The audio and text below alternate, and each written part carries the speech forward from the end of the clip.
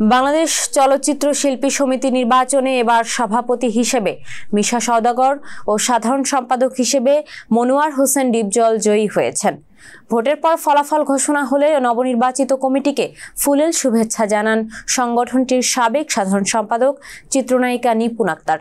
তবে মাস না ঘুরতেই নতুন অধ্যায় উন্মোচিত হয়েছে।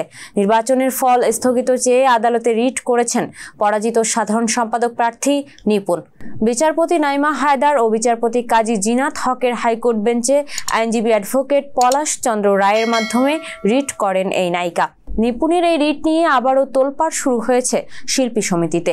নিপুণের আইনি পদক্ষেপের পরিপ্রেক্ষিতে ডিপজল মিশাও জানিয়েছেন নিজেদের প্রতিক্রিয়া। আইনি লড়াই চালানোর কথা বলেছেন তারাও। উত্তপ্ত বাক্য বিনিময় চলছে উভয় মহলেই। বর্তমানে যুক্তরাষ্ট্রে আছেন এই অভিনেত্রী। সেখান থেকেই দেশের বিভিন্ন সংবাদ মাধ্যমের সঙ্গে কথা বলছেন তিনি। এবার দেশের একটি সংবাদ মাধ্যমে মিশা সওদাগর এবং ডিপজলকে মূর্খ বললেন নিপুণ।